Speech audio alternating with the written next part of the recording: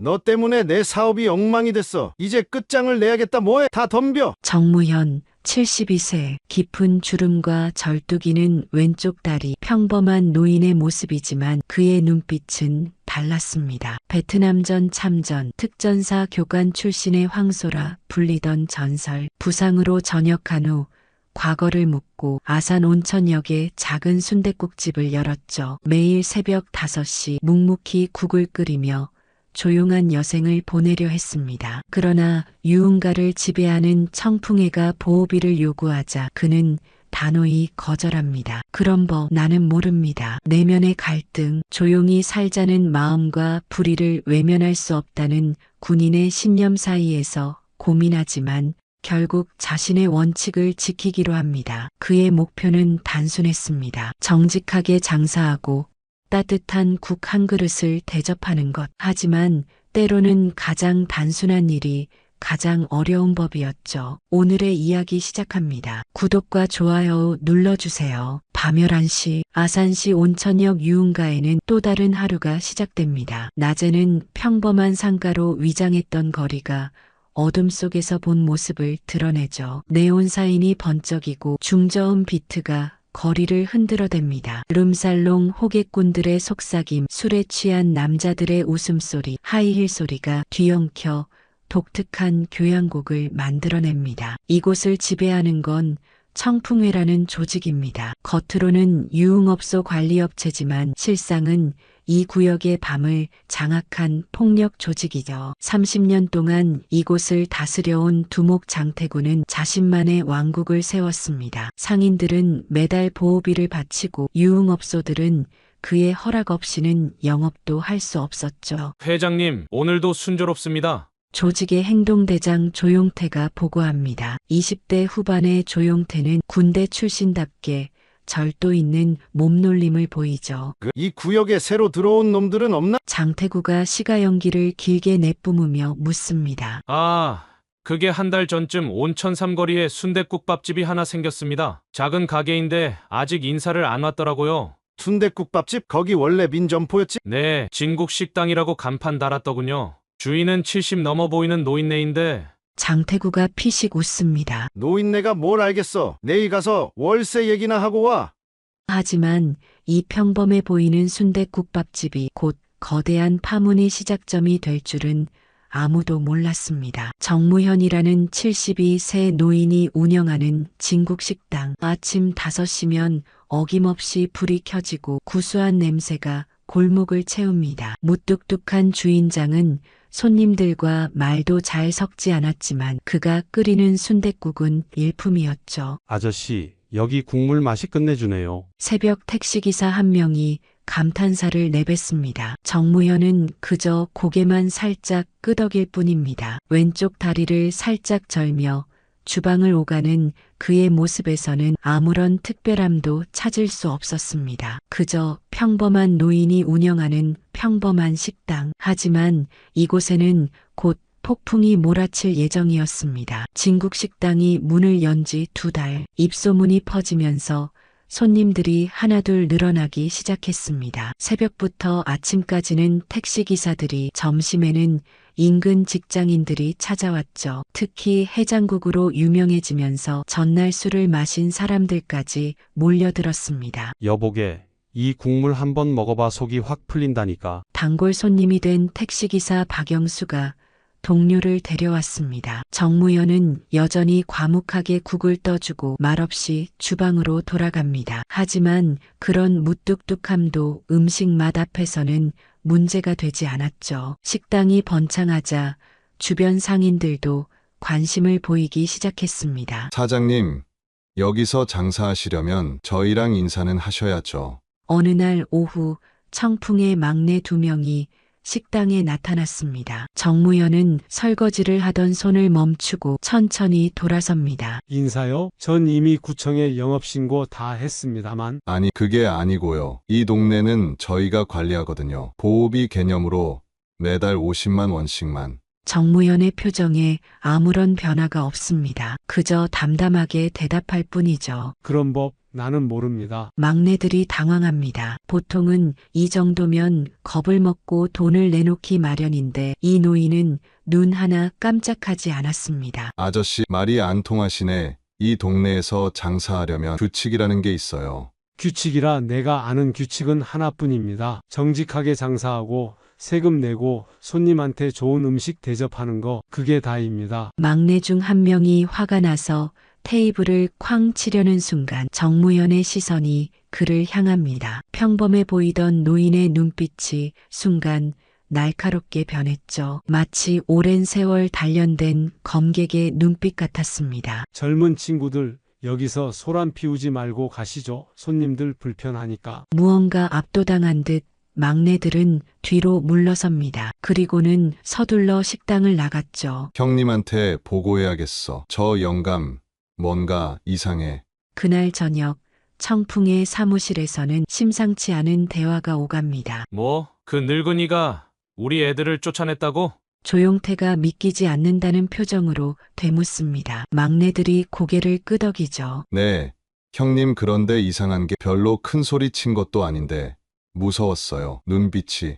조용태가 턱을 쓰다듬으며 생각에 잠깁니다. 평범한 노인이 아닐지도 모른다는 생각이 스치고 지나갔습니다. 다음 날 아침 조용태는 직접 진국식당을 찾았습니다. 아침 7시 식당은 이미 손님들로 북적이고 있었죠. 정무현은 여전히 묵묵히 국을 푸고 있었습니다. 사장님, 잠깐 얘기 좀 할까요? 조용태가 카운터에 앉으며 말을 건넵니다. 정무현은 잠시 그를 쳐다보더니 주방으로 돌아가 국 한 그릇을 가져왔습니다. 드시고 얘기하시죠. 아침 걸으면 안 됩니다. 의외의 대접에 조용태가 잠시 당황합니다. 하지만 이내 평정심을 되찾고 젓가락을 듭니다. 첫 숟가락을 뜨자마자 그의 표정이 변했죠. 정말 맛있었습니다.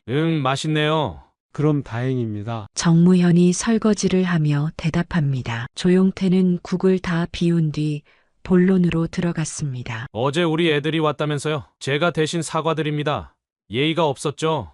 괜찮습니다. 젊은 사람들이니까요. 하지만 사장님, 이 동네 상황은 아셔야 합니다. 여기서 장사하려면 저희와 원만하게 지내는 게 정무현이 손을 멈추고 조용태를 바라봅니다. 그 눈빛에는 여전히 아무런 동요가 없었죠. 젊은이, 내가 여기 온 건 조용히 먹고 살기 위해서입니다. 남한테 피해 주지 않고 피해받지도 않고, 그게 내 원칙이죠. 하지만 이 동네는 이 동네도 대한민국입니다. 법이 있고 질서가 있는 곳이죠. 내가 아는 한보업이라는 건 합법이 아닙니다. 조용태의 표정이 굳어집니다. 이런 반응은 처음이었죠. 보통은 겁을 먹거나 아니면 화를 내거나 둘 중 하나인데 이 노인은 너무나 담담했습니다. 사장님, 현실이라는 게 있습니다. 저희가 이 구역을 관리하면서 상인들도 보호하고 보호요? 무엇으로부터? 정무현의 질문에 조용태가 말문이 막힙니다. 사실 그들이 보호한다는 건 자신들로부터의 보호였으니까요. 사장님, 굳이 어렵게 가실 필요 없습니다. 그냥 매달 50만 원만.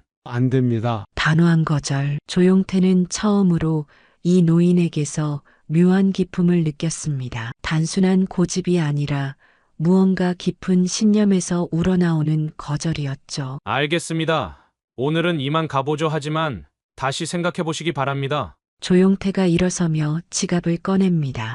국값은 이미 받았습니다. 맛있게 드셨으니까요. 정무현의 대답에 조용태는 쓴웃음을 지으며 식당을 나갔습니다. 문 밖에서 기다리던 부하들이 묻습니다. 형님, 어떻게 됐습니까? 저 영감 보통이 아니야. 일단 회장님께 보고하고 지켜보자. 그날 저녁 장태구는 조용태의 보고를 듣고 콧방귀를 낍니다. 젊은 놈이 늙은이 하나 못 다루나? 내일부터 본격적으로 압박해. 손님 못 받게 만들어. 청풍회의 본격적인 공작이 시작되려는 순간이었습니다. 하지만 그들은 아직 몰랐죠. 정무현이라는 이름 뒤에 숨겨진 과거를. 청풍회의 압박은 교묘하게 시작되었습니다. 먼저 식당 앞에 쓰레기를 투기하고 밤새 소음을 일으켜 주변 상인들의 불만을 샀죠. 그리고는 마치 정무현 때문인 것처럼 소문을 퍼뜨렸습니다. 저 식당 때문에 우리 동네가 시끄러워졌어. 저 영감이 뭔가 문제가 있나 봐. 하지만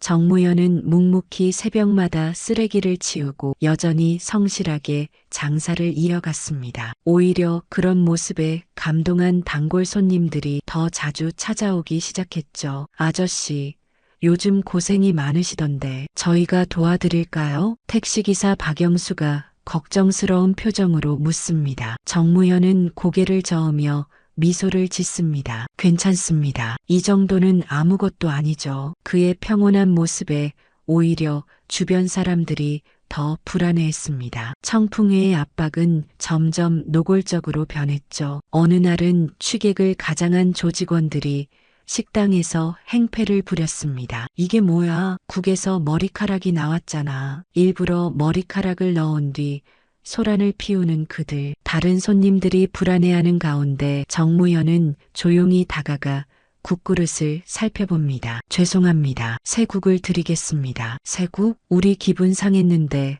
그걸로 끝이야? 조직원이 테이블을 치며 소리를 지릅니다. 순간 정무현의 손이 번개처럼 움직였습니다. 테이블을 치려던 조직원의 손목을 정확히 잡아멈춘 것이죠. 손님, 다른 분들도 계시니 조용히 해주시죠. 조직원이 손목을 빼려 하지만 꿈쩍도 하지 않습니다. 70이 넘은 노인의 손아귀 힘이라고는 믿기지 않을 정도였죠. 정무현은 조용히 손을 놓으며 말합니다. 국값은 필요 없습니다. 그냥 가시죠. 조직원들이 당황하며 서둘러 식당을 나갑니다. 이 광경을 지켜본 손님들 사이에서 수군거림이 시작되었죠. 저 아저씨, 보통이 아닌 것 같은데? 그러게, 방금 그 손놀림 봤어? 무술 좀 한 사람 같던데. 소문은 빠르게 퍼졌습니다. 청풍의 내부에서도 정무현에 대한 의구심이 커졌죠. 특히 군대 출신인 조용태는 뭔가 낌새를 느꼈습니다. 저 영감, 움직임이 예사롭지 않아요. 특히 그 걸음걸이, 전투 부상을 입은 군인들이 저렇게 걷거든요. 조용태의 말에 장태구가 눈살을 찌푸립니다. 그래서 늙은 퇴역 군인이면 뭐 대단하다는 거야? 아니요. 그게 아니라 혹시 특수부대 출신일 수도. 에이, 그런 사람이 왜 여기서 국밥집을 하겠어. 그만 걱정하고 다른 방법을 생각해봐. 하지만 조용태의 직감은 틀리지 않았습니다. 어느 날 새벽 우연히 식당 앞을 지나던 그는 정무현이 새벽 운동을 하는 모습을 목격했죠. 철봉에 매달려 턱걸이를 하는데 그 자세와 호흡이 너무나 완벽했습니다. 70이 넘은 나이에 그런 체력이라니, 저 사람 정말 누구지? 의문은 점점 커져만 갔습니다. 청풍회의 압박이 계속되자 진국식당의 손님은 눈에 띄게 줄어들었습니다. 주변 상인들도 정무현과 거리를 두기 시작했죠. 하지만 정무현은 여전히 매일 새벽 5시에 일어나 국을 끓였습니다. 아저씨, 이제 그만하시는 게 어때요? 저 사람들이랑 싸워서 이길 수 있겠어요? 걱정스러운 표정으로 찾아온 옆 가게 주인 김 사장. 정무현은 묵묵히 콩나물을 다듬으며 대답합니다. 이기고 지고의 문제가 아닙니다. 제가 옳다고 믿는 일을 하는 거죠. 하지만 장사도 안 되는데. 괜찮습니다. 제가 감당할 일이니까요. 그날 저녁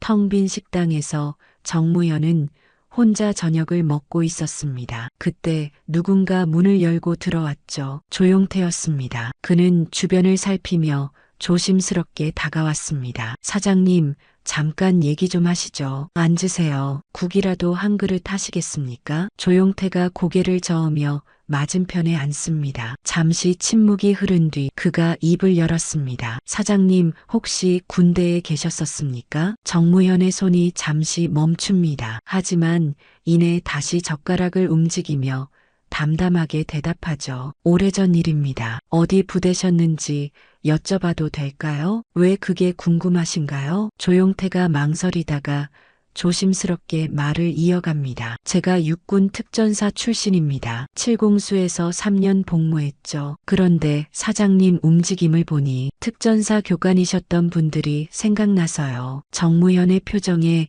미세한 변화가 일어납니다. 조용태는 그 변화를 놓치지 않았죠. 혹시 황소교관이라는 별명 들어보셨습니까? 순간 정무현의 눈빛이 날카로워집니다. 그리고는 다시 평온해지며 조용히 말하죠. 그런 별명도 있었군요. 사장님이 그 전설의 황소교관이십니까? 정무현은 대답 대신 천천히 일어섭니다. 그리고는 부엌으로 들어가 뭔가를 가져왔죠. 낡은 군번줄이었습니다. 조용태가 그것을 보자마자 경직되었습니다. 맙소사, 정말 그분이셨군요. 저희 선배들한테 수없이 들었습니다. 훈련생들 사이에서 전설로 통하던 다 지난 일입니다. 정무현이 군번줄을 다시 넣으며 말합니다. 조용태는 갑자기 자세를 고쳐 앉았습니다. 선배님, 죄송합니다. 제가 이런 일을 하고 있어서 자네도 먹고 살아야 하지 않나. 다만 정무현이 조용태를 똑바로 바라봅니다. 특전사 출신이라면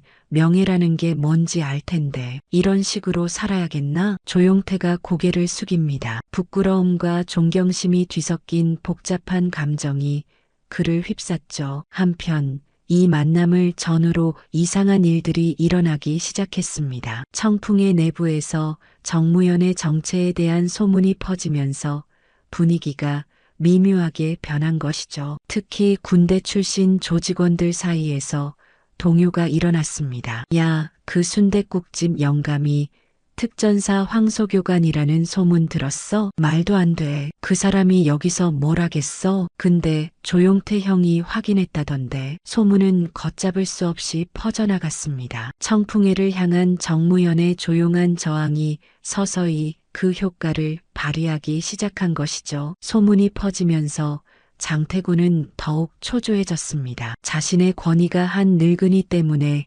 흔들리는 걸 참을 수 없었죠. 그는 직접 나서기로 결심했습니다. 어느 날 밤 장태구는 부하 10명을 이끌고 진국식당을 찾았습니다. 이미 영업이 끝난 시간이었지만 식당 안에는 여전히 불이 켜져 있었죠. 정무현은 다음날 준비를 하고 있었습니다. 어이 영감, 장태구가 문을 발로 차며 들어섭니다. 정무현은 하던 일을 멈추고 돌아봤죠. 영업시간이 끝났습니다만. 영업시간? 웃기는 소리 하고 있네. 너 때문에 내 사업이 엉망이 됐어. 이제 끝장을 내야겠다. 장태구가 손짓하자 부하들이 식당 안으로 우르르 들어왔습니다. 의자를 뒤집고 그릇을 깨뜨리며 난동을 부리기 시작했죠. 정무현은 차분하게 그들을 바라봤습니다. 그만하시죠. 경찰을 부르겠습니다. 경찰? 저 영감이 아직도 상황 파악을 못하는군. 여기서 경찰은 우리 편이야. 장태구가 비웃으며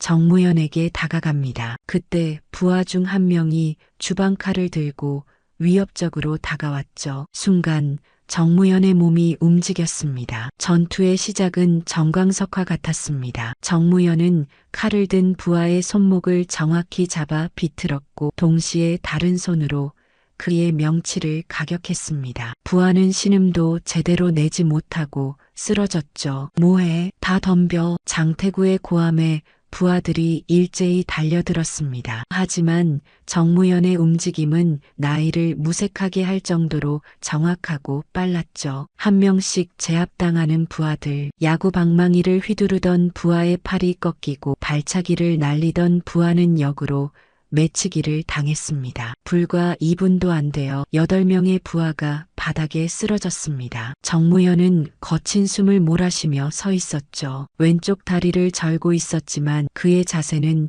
여전히 단단했습니다. 이때 뒤늦게 도착한 조용태가 현장을 목격했습니다. 그는 충격에 휩싸였죠. 선배님, 정무현과 조용태의 눈이 마주쳤습니다. 조용태는 그 눈빛에서 특전사 시절 존경했던 교관의 모습을 다시 보았죠. 전설의 황소교관. 아무리 나이가 들어도 그 기백은 사라지지 않았던 것입니다. 조용태, 이제 그만할 때가 되지 않았나? 정무현의 조용한 한마디에 조용태는 고개를 숙였습니다. 그리고는 천천히 무릎을 꿇었죠. 죄송합니다. 선배님, 이 광경을 본 장태구가 경악합니다.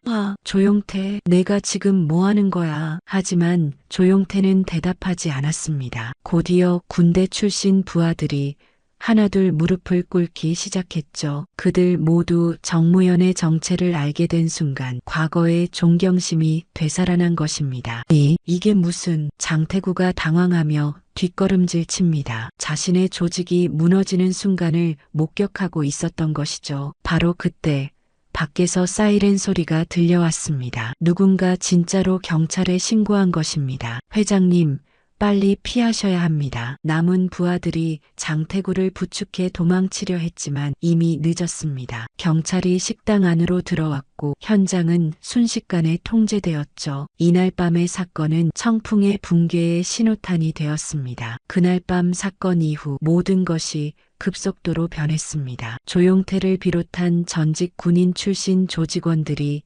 경찰에 자수하며 청풍회의 불법 행위를 폭로했죠. 30년간 온천역 유흥가를 지배하던 조직이 내부에서부터 무너지기 시작한 것입니다. 선배님 앞에서 더 이상 이런 짓을 할 수 없었습니다. 경찰서에서 조용태는 진술했습니다. 그의 증언은 구체적이고 상세했죠. 보호비 갈취, 폭행, 협박 등 청풍회가 저지른 모든 범죄가 낱낱이 드러났습니다. 정무현의 정체는 언론에도 알려졌습니다. 육군 특전사령부에서 20년간 교관으로 복무하며 수많은 특수부대원을 길러낸 전설적인 인물. 베트남전에도 참전했고 수많은 공적으로 훈장을 받았지만 전투 중 부상으로 왼쪽 다리에 철심을 받게 되어 전역했다는 사실이 밝혀졌죠. 그분은 저희들에게 있어 진정한 군인의 표본이었습니다. 명예와 정의를 몸소 실천하신 분이죠. 특전사 출신 예비역들의 증언이 이어졌습니다. 정무현은 단순한 순댓국집 주인이 아니라 대한민국 특수부대 역사의 한 페이지를 장식한 영웅이었던 것입니다. 검찰 조사가 시작되자 청풍회의 실체가 완전히 드러났습니다. 정치인과 유착관계, 불법 자금 흐름, 각종 범죄 행위들이 줄줄이 밝혀졌죠. 장태구는 구속되었고 조직은 와해되기 시작했습니다. 피고인 장태구를 징역 15년에 처한다. 법원의 판결이 내려진 날 온천역 유흥가는 새로운 시대를 맞이했습니다. 상인들은 더 이상 보호비를 낼 필요가 없었고 유흥업소들도 정상적인 영업을 할 수 있게 되었죠. 정무현은 이 모든 과정을 조용히 지켜봤습니다. 언론의 관심이 쏟아졌지만 그는 인터뷰를 모두 거절했죠. 대신 매일 아침 변함없이 식당 문을 열고 국을 끓였습니다. 아저씨, 아니 선생님, 정말 대단하십니다. 단골 손님들이 존경 어린 눈빛으로 그를 바라봅니다. 하지만 정무현은 여전히 겸손했죠. 저는 그저 제 일을 했을 뿐입니다. 순댓국 끓이는 게 제 일이니까요. 어느 날 조용태가 형기를 마치고 찾아왔습니다. 그는 깊이 고개를 숙였죠. 선배님, 새 출발하겠습니다. 제대로 살아보겠습니다. 그래야지. 특전사 출신답게 떳떳하게 살아야지. 정무현의 격려에 조용태는 눈물을 흘렸습니다. 그는 이후 경비회사를 차려 성실하게 살아갔다고 하죠. 진국식당은 이제 명실상부한 온천역의 명소가 되었습니다. 전국에서 사람들이 찾아와 정무현의 순댓국을 맛보고 갔죠. 하지만 가격은 여전히 저렴했고 맛도 한결같았습니다. 청풍회가 사라진 온천역 유흥가는 더 이상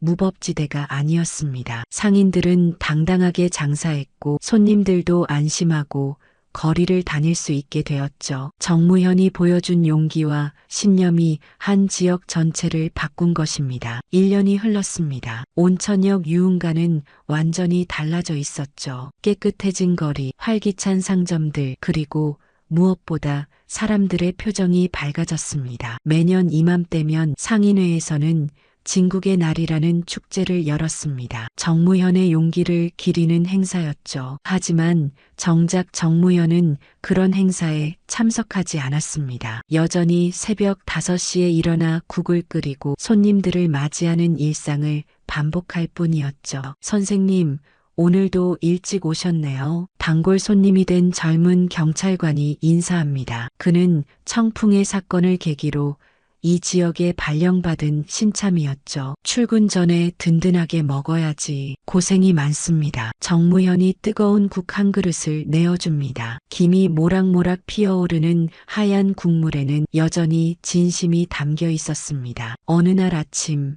특별한 손님이 찾아왔습니다. 국방부 장관이었죠. 그는 정무현 앞에 훈장과 표창장을 내려놓았습니다. 뒤늦게나마 나라에서 드리는 감사의 표시입니다. 선생님의 용기 덕분에 많은 것이 바뀌었습니다. 정무현은 담담하게 받아들였습니다. 그리고는 여전히 국을 떠주며 말했죠. 제가 한 일은 특별한 게 아닙니다. 그저 옳은 일을 했을 뿐이죠. 군인이든 민간인이든 우리는 모두 정의를 지켜야 합니다. 장관이 떠난 뒤 정무현은 훈장을 서랍 깊숙이 넣어두었습니다. 그에게는 화려한 상보다 매일 아침 손님들이 맛있다고 하는 한마디가 더 소중했으니까요. 조용태는 이제 성공한 사업가가 되어 있었습니다. 그는 매주 한 번씩 진국식당을 찾아 스승님께 인사를 드렸죠. 선배님, 요즘 젊은 친구들 교육시키는데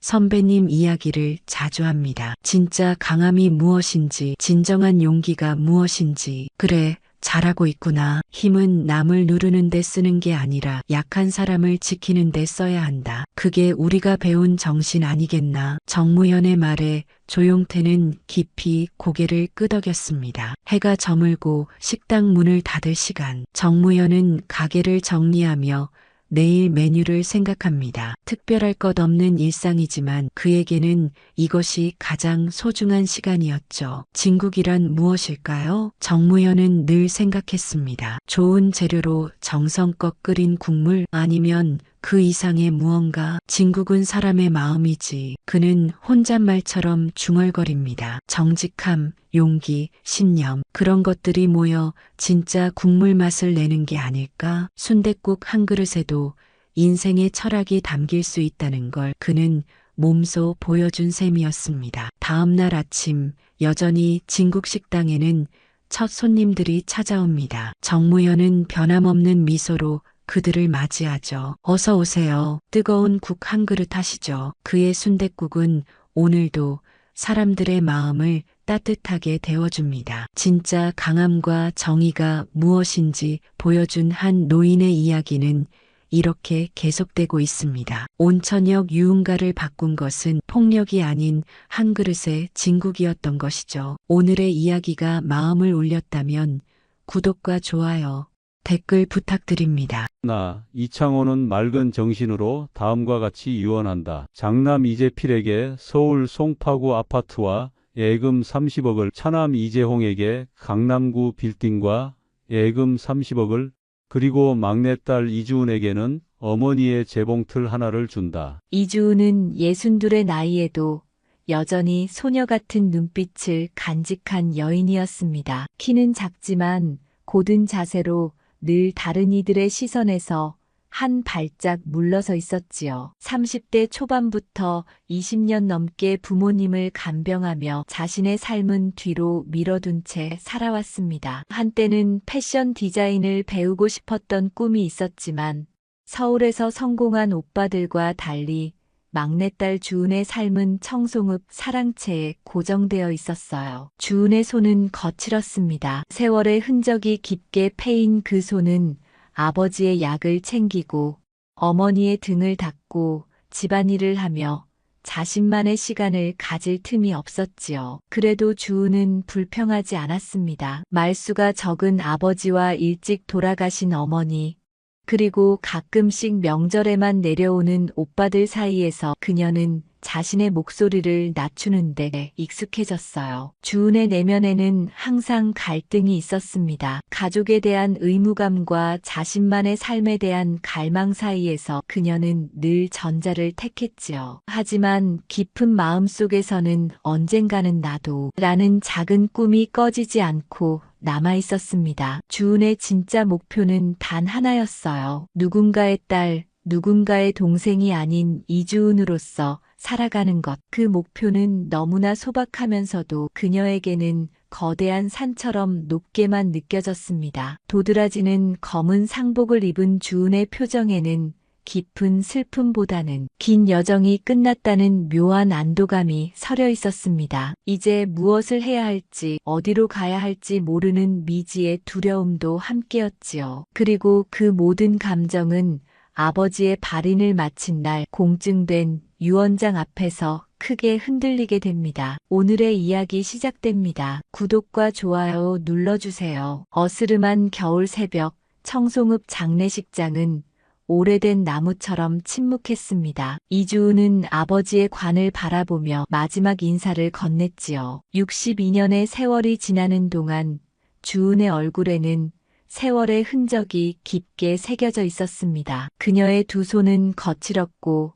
마디마디가 굵었으며 손톱은 매끄럽지 못했습니다. 20년간의 간병이 남긴 흔적이었죠. 이제 가십시오, 아버지. 주은은 작게 속삭였습니다. 입술이 살짝 떨렸지만 울지 않았어요. 이미 오래전에 모든 눈물을 다 쏟아냈기 때문이었습니다. 발인을 마친 후 가족들은 유산 분배를 위해 장례식장 안의 작은 방에 모였습니다. 첫째 오빠 이재필은 공기업 임원답게 단정한 양복을 입고 있었고, 둘째 오빠 이재홍은 대기업 전무라는 지위가 무색하지 않게 고급스러운 옷차림이었지요. 그들 사이에서 검은 상복을 입은 주은은 마치 보이지 않는 존재처럼 앉아 있었습니다. 공증인 분이 오셨습니다. 장례식장 직원의 말에 세 남매는 고개를 들었어요. 곧이어 딱딱한 구두 소리와 함께 중년의 남성이 들어왔습니다. 고인의 유언장입니다. 공증인은 봉투를 꺼내 테이블 위에 올려놓았습니다. 방 안에 숨막히는 긴장감이 감돌았어요. 읽어주시죠. 재필의 목소리는 낮고 차분했습니다. 공증인은 서류를 펼쳤습니다. 나 이창호는 맑은 정신으로 다음과 같이 유언한다. 장남 이재필에게 서울 송파구 아파트와 예금 30억을, 차남 이재홍에게 강남구 빌딩과 예금 30억을, 그리고 막내딸 이주은에게는 어머니의 재봉틀 하나를 준다. 주은은 숨을 멈췄어요. 시간이 멎은 듯 했습니다. 둘째 오빠 재홍이 잠시 주은을 바라봤지만 곧 시선을 돌렸지요. 아무도 말을 하지 않았습니다. 서명해 주시겠습니까? 공증인의 말에 세 남매는 차례로 펜을 들었어요. 주은의 손이 미세하게 떨렸지만 아무도 알아채지 못했습니다. 주은아, 아버지가 너한테 혹시 뭐 다른 거 남긴 건 없니? 둘째 오빠 재홍이 불쑥 물었어요. 없습니다, 오빠. 주은은 담담하게 대답했습니다. 3개월 전부터 오빠들이 물어보던 질문이었지요. 행방이 묘연한 10억에 대한 이야기였을 테지만 주은은 모른다고 할 수밖에 없었어요. 그래, 내가 20년을 간병했으니 그 브라운 미싱이라도 가져가는 게 당연하지. 재필은 형식적인 위로를 건넸습니다. 하지만 그의 눈에는 안도감이 서려 있었지요. 간병은 막내 몫이니까. 재홍이 덧붙였어요. 주은은 고개만 숙였습니다. 그 순간 평생을 함께한 부모님의 얼굴이 떠올랐어요. 아버지의 마지막 모습, 흐릿한 시선으로 주은을 바라보며 마지막으로 건넨 말, 수고했다, 주은아. 넌 내가 가장. 그러나 그 말은 영원히 끝나지 않았습니다. 청송의 산자락에 자리한 오래된 한옥. 주은은 사랑채 문을 열었습니다. 20년 전부터 홀로 지켜온 집이었지요. 들어서자마자 익숙한 나무 향과 먼지 냄새가 코끝을 스쳤어요. 발걸음을 옮길 때마다 오래된 마루가 삐걱거렸습니다. 주은의 손에는 낡은 브라운 미싱이 들려 있었지요. 어머니의 미싱. 주은은 중얼거렸습니다. 그녀의 손가락으로 미싱의 표면을 쓸어내렸어요. 먼지가 손끝에 묻어났지만 그 아래로 반들반들한 표면이 드러났습니다. 시간이 지나도 변하지 않는 것이 있다는 걸 느끼는 순간이었지요. 방 한구석,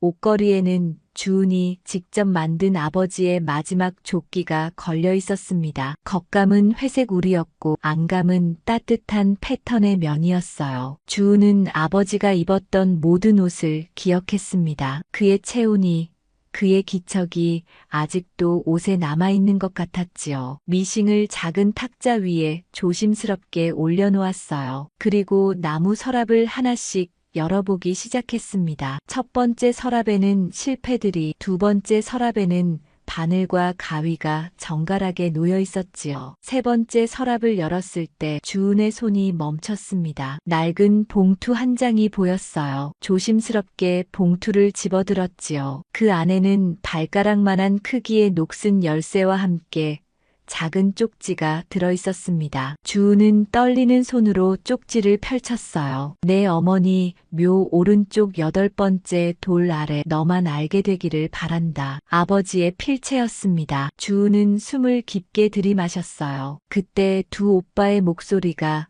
머릿속을 맴돌았습니다. 아버지가 너한테 뭔가 남긴 건 없니? 실은 3개월 전 아버지의 예금 통장에서 10억이 사라졌다는 이야기를 오빠들에게서 들었지요. 어디로 갔는지 아무도 몰랐습니다. 지금 주은의 손에 들린 쪽지와 열쇠가 그 행방을 알려주고 있는 걸까요? 주은은 창가로 다가갔어요. 창밖으로 어머니의 묘가 있는 산이 보였습니다. 해가 지고 있었지요. 주은의 머릿속에는 수많은 생각이 스쳐 지나갔어요. 20년의 세월, 묵묵히 부모를 모셨던 나날들, 병원과 집을 오가며 지친 발걸음, 자신의 청춘이 쓰러져가는 동안 서울에서는 오빠들이 자신의 가정을 꾸리고 출세의 길을 걸었지요. 아버지, 주은은 열쇠를 꼭 쥐었습니다. 마음속에서 분노와 슬픔, 그리고 의문이 교차했어요. 공정하지 못한 유산 분배에 대한 원망보다 아버지가 남긴 이 비밀이 더 가슴을 쓰라리게 했습니다. 그것은 마치 그가 주은에게만 전하고 싶었던 진실 같았지요. 밤이 깊어갔습니다. 주은은 결심했어요. 내일 새벽 어머니의 산소로 향하리라고, 그리고 오빠들보다 먼저 진실에 다다르리라고. 미싱 위에 손을 올려놓고 주은은 깊은 숨을 내쉬었습니다. 처음으로 그녀는 자신을 위한 선택을 하려 했지요. 새벽 공기는 차가웠습니다. 주은은 산길을 오르며 숨을 헐떡였어요. 손전등 빛에 의지한 채 발밑에 돌부리를 조심스럽게 피해 걸었지요. 어머니의 묘로 가는 길은 주은에게는 익숙했습니다. 20년간 수없이 오갔던 길이었으니까요. 어머니, 오늘은 다른 이유로 왔어요. 주은은 산소에 다다라 속삭였습니다. 비석 앞에 무릎을 꿇고 잠시 묵념했어요. 그리고 어머니 묘 오른쪽으로 시선을 돌렸지요. 8번째 돌. 주은은 아버지의 쪽지를 다시 한번 확인했어요. 주변을 살피니 사람의 기척은 없었습니다. 주은은 조그만 삽을 꺼내 들었지만 곧 내려놓았어요. 대신 손으로 직접 흙을 파기 시작했습니다. 손톱 밑으로 흙이 파고들었지만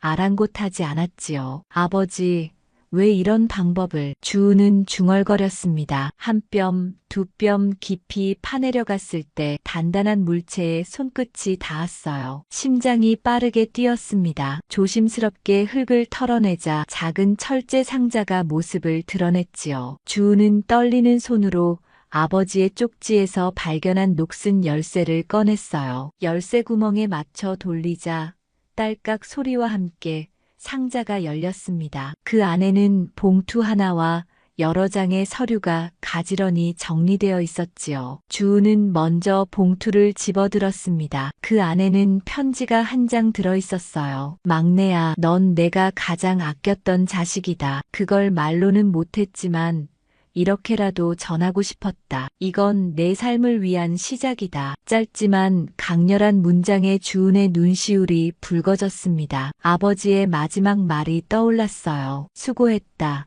주은아, 넌 내가 가장. 이제야 그 문장의 끝을 알게 된 것 같았지요. 주은은 다른 서류들을 살펴보기 시작했습니다. 정기예금 증서, 소형 건물 등기부등본, 임야증서, 비밀 신탁계약서 모두 주은의 이름으로 되어 있었어요. 액수를 모두 합치니 약 100억 원에 달했습니다. 주은은 숨을 멈췄지요. 아버지, 이번엔 분노도 원망도 아닌 다른 감정이 주은의 가슴을 채웠습니다. 그것은 이해였지요. 아버지는 주은에게 말로 표현하지 못했던 사랑을 이런 방식으로 전하고 싶었던 것이었습니다. 동이 트기 시작했어요. 주은은 서류들을 조심스럽게 가방에 넣었습니다. 철제 상자는 다시 흙 속에 묻었지요. 아무도 알 수 없는 비밀, 아버지와 주은만의 비밀이 되었습니다. 산을 내려오는 주은의 발걸음은 올라갈 때보다 가벼웠어요. 이제 그녀에게는 선택권이 생겼습니다. 자신의 삶을 스스로 결정할 수 있는 권리가 생긴 거였지요. 아버지의 말처럼 너답게 살아라는 뜻을 실현할 시간이 온 것입니다. 또 왔어? 이번엔 뭘 찾으려고? 주은은 현관문을 열자마자 첫째 오빠 제필의 목소리를 들었습니다. 마당에는 두 오빠가 서 있었어요. 그들의 눈빛은 날카로웠고 얼굴에는 짜증이 가득했지요. 무슨 일이신가요? 주은은 담담하게 물었습니다. 그녀의 가방 안에는 아버지의 서류들이 들어있었어요. 오빠들 모르게 가방을 꼭 쥐었지요. 아버지 돈 어디 갔는지 아니? 둘째 오빠 재홍이 직설적으로 물었습니다. 은행에서 연락이 왔어. 아버지가 돌아가시기 3개월 전에 10억을 찾아갔대. 그리고 행방이 묘연해. 모른다고 이미 말씀드렸잖아요. 주은의 목소리는 흔들리지 않았습니다. 이전과는 달랐어요. 이제 그녀는 진실을 알았기에 더 이상 움츠러들지 않았지요. 아버지 유품은 다 찾아봤어? 제필이 물었습니다. 네. 별거 없었어요. 옷가지와 미싱뿐이었습니다. 주은은 반쯤 거짓말을 했어요. 미싱 안의 서랍에서 발견한 열쇠와 쪽지에 대해서는 언급하지 않았지요. 우리가 한번 찾아봐도 되겠지? 재홍이 말했습니다. 그의 목소리에는 의심이 가득했어요. 집은 아직 세 남매의 공동 재산이니까. 주은은 고개를 끄덕였습니다. 어차피 그들이 찾을 만한 건 이미 자신이 가져왔으니까요. 오빠들은 주은의 방을 비롯해 집안을 샅샅이 뒤졌습니다. 미싱도 열어보고 서랍장도 뒤지고 심지어 바닥의 장판까지 들춰봤지요. 하지만 아무것도 찾지 못했어요. 왜 이러시는지 모르겠어요. 주은은 미싱 앞에 앉아 말했습니다. 아버지가 남기신 유산은 공증됐고 오빠들은 각각 30억씩 받았죠. 저는 이 미싱 하나만 받았고요. 그게 다예요. 제필은 창밖을 바라보더니 문득 물었어요. 어머니 산소에는 갔었어? 주은의 심장이 빠르게 뛰었지만 표정은 담담했습니다. 네, 어제 다녀왔어요. 아버지 발인 후에 인사드리고 싶어서요. 제필과 재홍은 서로 눈빛을 교환했습니다. 그들도 산소를 찾아갈 생각인 듯 했어요. 하지만 주은은 이미 모든 증거를 가져왔기에 두렵지 않았지요. 우리도 가봐야겠다. 재홍이 말했습니다. 다녀오세요. 주은은 미싱의 톱니바퀴를 손으로 돌리며 대답했어요. 오빠들이 떠난 후 주은은 깊은 숨을 내쉬었습니다. 창밖으로 보이는 산자락을 바라보며 생각에 잠겼어요. 이제 무엇을 해야 할지, 어떻게 자신의 삶을 시작해야 할지 고민하기 시작했지요. 아버지의 편지가 떠올랐습니다. 이건 내 삶을 위한 시작이다. 그렇습니다. 이제는 주은 자신의 삶을 살아야 할 때였어요. 20년간 부모님의 삶에 맞춰 살았던 시간을 뒤로하고 자신만의 길을 찾을 때가 온 것이지요. 주은은 가방에서 서류들을 꺼내 하나씩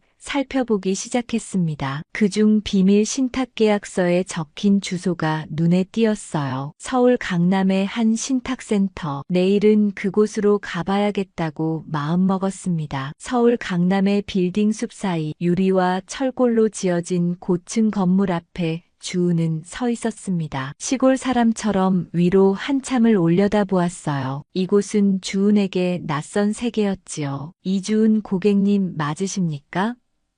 안내 데스크에서 젊은 여직원이 물었습니다. 주은은 고개를 끄덕였어요. 비밀 신탁계약서를 보여주자 여직원은 공손하게 안내했지요. 7층으로 모시겠습니다. 엘리베이터를 타고 올라가는 동안 주은의 마음은 복잡했습니다. 생전 처음 밟아보는 금융권 빌딩, 처음 들어보는 신탁이라는 단어, 그리고 낯선 서울의 풍경까지 모든 것이 어색했어요. 이주은 고객님, 이쪽으로 오십시오. 7층에 도착하자 중년의 남성 직원이 맞이했습니다. 그의 명찰에는 신탁 담당 팀장 강우진이라고 적혀 있었어요. 아버님의 특별 신탁 계약건으로 오셨군요. 강 팀장은 주은을 안내하며 말했습니다. 저희도 고객님을 오래 기다렸습니다. 조용한 회의실에 들어서자 테이블 위에는 여러 서류가 놓여 있었어요. 주은은 긴장된 마음으로 의자에 앉았습니다. 이창호 고객님께서는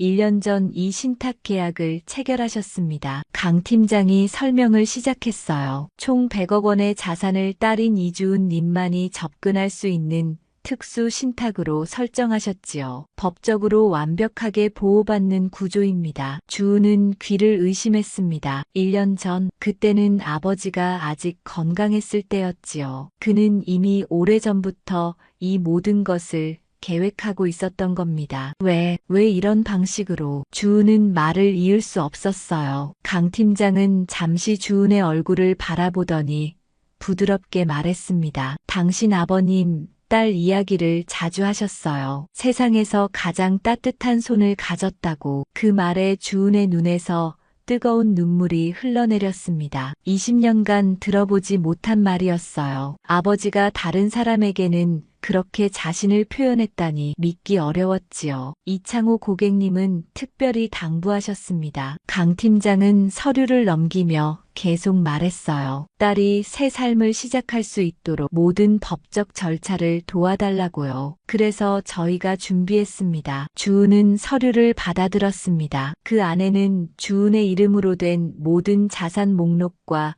앞으로의 관리 방안이 상세히 적혀 있었어요. 부동산부터 주식, 예금까지 아버지는 주은의 미래를 철저히 준비해 두었던 것이지요. 아버지, 주은은 손수건으로 눈물을 닦았습니다. 처음으로 그녀는 아버지의 진심을 느꼈어요. 말로 표현하지 못했던 사랑이 이런 방식으로 전해진 것입니다. 이제 무엇부터 시작하면 될까요? 주은이 물었습니다. 강 팀장은 미소를 지었어요. 고객님의 선택에 달려 있습니다. 하지만 이창호 고객님께서 한 가지 부탁을 남기셨지요. 주은이에게 말해주십시오. 너답게 살아라. 주은은 고개를 끄덕였습니다. 생각보다 간단했어요. 자신답게 사는 것. 그동안 한 번도 시도해보지 못했던 삶의 방식이지요. 하지만 이제는 가능했습니다. 아버지가 만들어준 기회, 그리고 그 속에 담긴 진심을 통해서요. 봄비가 내리는 어느 날 주은은 청송읍내 작은 상가 앞에 서 있었습니다. 비 내리는 창가를 통해 내부를 들여다보니 텅 빈 공간이 보였어요. 이곳은 주은이 아버지의 유산으로 매입한 첫 번째 공간이었지요. 계약서 확인해 드릴게요. 부동산 중개인이 서류를 건넸습니다. 주은의 이름이 선명하게 적혀 있었어요. 첫 투자, 첫 시작이었습니다. 여기서 무슨 일을 하실 건가요? 중개인이 물었습니다. 주은은 잠시 생각에 잠겼어요. 무엇을 해야 할까요? 그녀가 가진 건 한 땀 한 땀 바느질하는 솜씨와 오래된 브라운 미싱뿐이었지요. 하지만 그것만으로 충분했습니다. 바느질방을 열려고 해요. 수선도 하고 옷도 만들고. 주은의 목소리는 차분했습니다. 처음으로 그녀는 자신의 꿈에 대해 말하고 있었지요. 다음 날 주은은 빈 상가를 정리하기 시작했습니다. 벽을 하얗게 칠하고 원목 테이블을 들여놓았어요. 브라운 미싱은 창가에 놓았지요. 햇살이 비치는 자리였습니다. 간판도 주문했어요. 한 땀 마음이라는 이름으로요. 무슨 뜻인가요? 그 이름은? 간판을 다는 기사가 물었습니다. 한 땀 한 땀 마음을 담는다는 뜻이에요. 주은이 대답했지요. 그것은 그녀가 아버지에게 배운 삶의 방식이기도 했습니다. 묵묵히 정성을 다해 한 땀 한 땀. 오픈 첫날 주은은 문을 활짝 열었습니다. 처음에는 손님이 없었어요. 하지만 주은은 괜찮았습니다. 자신만의 공간이 생겼다는 사실만으로도 충분했지요. 이 집은 무슨 가게인가? 오후가 되자 마을 할머니 한 분이 문을 열고 들어왔습니다. 주은은 반갑게 맞이했어요. 수선도 하고 옷도 만드는 곳입니다. 주은이 대답했지요. 할머니는 바지 한 벌을 내밀었어요. 그럼 이것 좀 줄여줄 수 있는가? 손주 것인데 길어서 자꾸 걸려 넘어진다네. 주은은 미싱 앞에 앉았습니다. 재봉틀 바퀴가 돌아가기 시작했어요. 익숙한 소리였습니다. 할머니는 주은의 솜씨를 유심히 지켜봤지요. 10분쯤 지났을까? 바지는 깔끔하게 수선되었습니다. 이렇게 빨리 솜씨가 좋구먼. 할머니가 감탄했어요. 얼마요? 1,000원이면 됩니다. 주은이 말했지요. 너무 싸네. 5,000원은 받아야지. 할머니는 지갑에서 5,000원을 꺼내 놓았습니다. 이 마을에 이런 가게가 필요했어. 앞으로 자주 올게. 그렇게 소문이 퍼지기 시작했어요. 청송읍에 솜씨 좋은 바느질방이 생겼다고. 마을 어르신들의 옷을 수선하고 아이들의 교복을 줄이고 가끔은 동네 행사용 현수막도 만들었습니다. 작은 일들이었지만 주은은 행복했어요. 어느 날 주은은 결심했습니다. 자신을 위한 옷을 만들어야겠다고요. 20년간 주은은 단 한 번도 자신을 위한 옷을 만들어 본 적이 없었어요. 항상 아버지의 잠옷, 어머니의 이불 커버, 그리고 동네 사람들의 수선만 했지요. 하지만 이제는 달랐습니다. 처음으로 내가 입을 옷을 만들었어요. 주은은 연보라색 원피스를 입고 거울 앞에 섰습니다. 단정하면서도 우아한 디자인이었어요. 자신의 모습이 낯설었지만 어색하지는 않았습니다. 마치 오래 기다려온 자신을 만난 것 같았지요. 사랑채를 정리하는 일도 시작했습니다. 오래된 가구들을 정돈하고 아버지의 물건들을 정리했어요. 추억을 간직하되 새 삶을 위한 공간을 만드는 작업이었지요. 그러던 중 오빠들로부터 연락이 왔습니다. 주은아, 집을 팔려고 해. 첫째 오빠 제필의 목소리였어요. 우리 셋이 공동 명의니까 내 동의가 필요해. 주은은 잠시 생각했습니다. 그리고 대답했어요. 알겠습니다, 오빠. 판매 금액은 어떻게 되나요? 2억 정도 예상해. 3등분하면 너한테도 6천만 원 정도 돌아갈 거야. 주은은 미소를 지었습니다. 알겠어요. 진행하세요. 전화를 끊은 주은은 곧바로 강 팀장에게 연락했어요. 제 명의로 그 집을 사고 싶습니다. 주은의 목소리는 확신에 차 있었습니다. 그곳은 단순한 집이 아니라 그녀의 인생이 담긴 공간이었으니까요. 매입 완료되었습니다. 강 팀장의 연락을 받은 주은은 안도의 한숨을 내쉬었습니다. 아버지의 집, 어머니의 정원, 주은이 20년을 보낸 그 공간은 이제 온전히 그녀의 것이 되었어요. 오빠들은 자신들이 팔려던 집을 누가 샀는지 모를 터였습니다. 거래는 중개업자를 통해 익명으로 진행되었으니까요. 주은 씨, 오늘은 뭐 만들고 계세요? 한땀 마음을 찾은 단골 손님인 김영순 할머니가 물었습니다. 주은은 미싱에서 손을 떼고 미소 지었어요. 할머니, 손녀 홀레복이요. 다음 주가 결혼식이잖아요. 주은이 대답했습니다. 하얀 드레스 위에 노일 레이스를 정성스레 다듬고 있었지요. 아이고, 고마워요. 우리 손녀가 얼마나 좋아하는지 몰라. 영순 할머니는 감사의 인사를 건넸어요. 근데 주은 씨는 왜 시집을 안 갔는교? 이쁘장하고 솜씨도 좋은데. 주은은 부드럽게 웃었습니다. 제 삶이 지금 시작됐거든요, 할머니. 그 말이 무슨 말이요?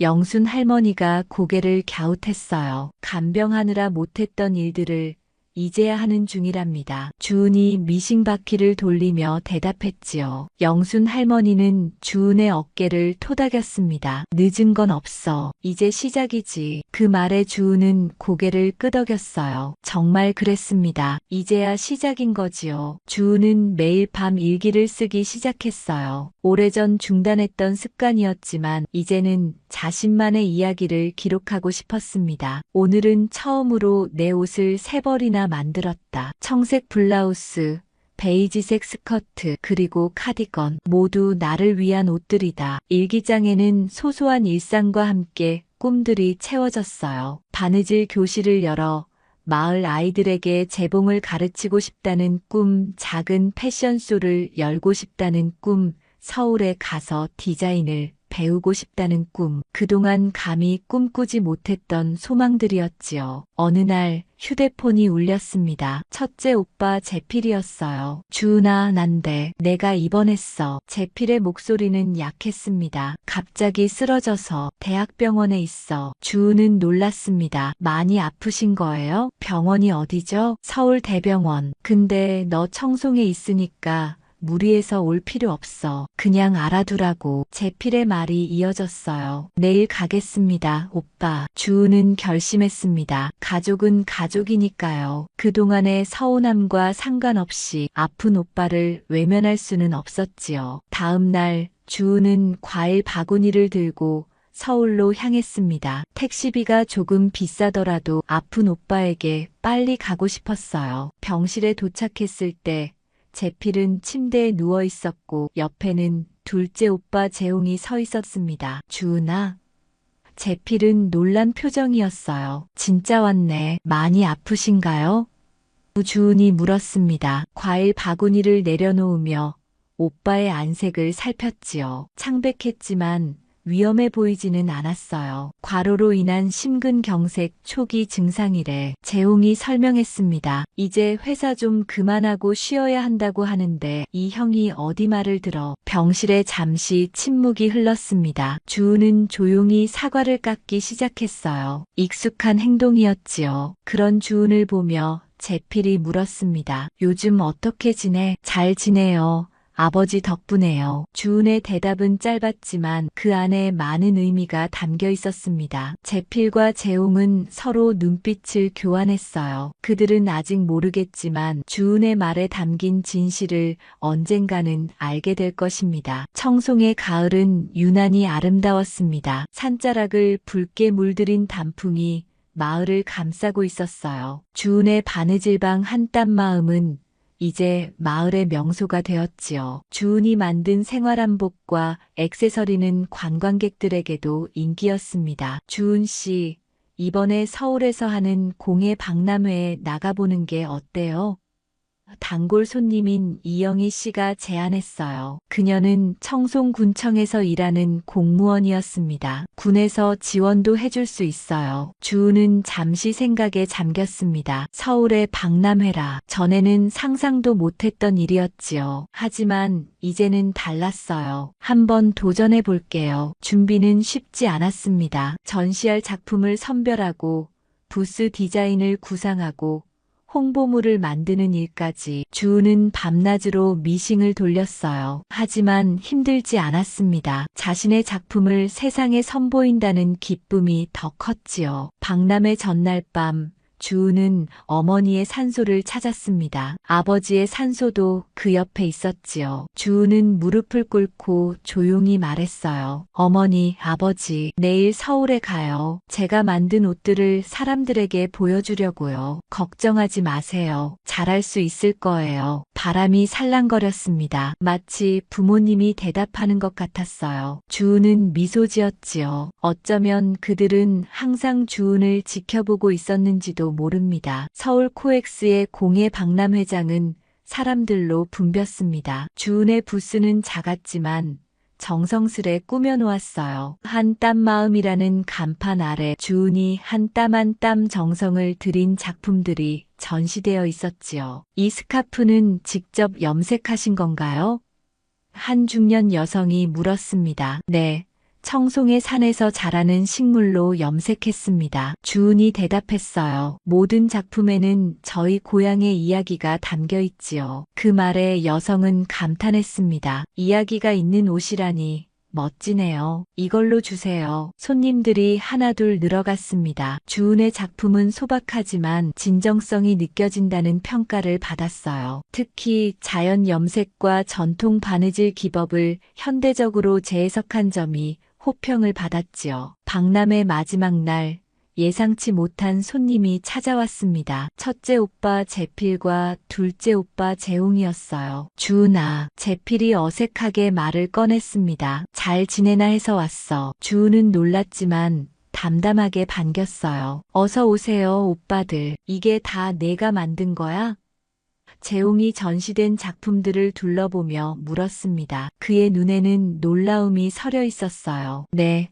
다 제 손으로 만든 겁니다. 주은이 대답했지요. 정말 대단하다. 제필은 진심으로 말했습니다. 몰랐어. 내가 이런 재능이 있는지. 침묵이 흘렀습니다. 오랫동안 말하지 못했던 이야기가 그들 사이에 맴돌았어요. 마침내 제필이 입을 열었지요. 주은아, 미안해. 우리가 너무 당연하게 생각했던 것 같아. 주은은 고개를 저었습니다. 괜찮아요, 오빠. 이제 저는 제 길을 찾았으니까요. 내가 행복해 보여서 다행이야. 재홍이 말했어요. 아버지가 보면 좋아하실 것 같아. 네, 아버지는 알고 계실 거예요. 주은의 목소리는 따뜻했습니다. 그녀는 브라운 미싱을 바라보았어요. 어머니의 유산, 그리고 그 안에 숨겨진 아버지의 사랑. 그것이 주은을 여기까지 이끌어 주었지요. 집으로 돌아오는 길, 주은은 창밖으로 흐르는 풍경을 바라보았습니다. 이제 그녀는 자신이 가야 할 길을 알고 있었어요. 그것은 누구의 눈치도 보지 않고 자신만의 속도로 걸어가는 길이었지요. 브라운 미싱이 돌아가며 주은은 중얼거렸습니다. 나는 지켜진 사람이었다. 그걸 이제 알았다. 그리고 주은은 새로운 한 땀을 시작했습니다. 이번에는 자신만의 인생을 짓는 한 땀이었어요.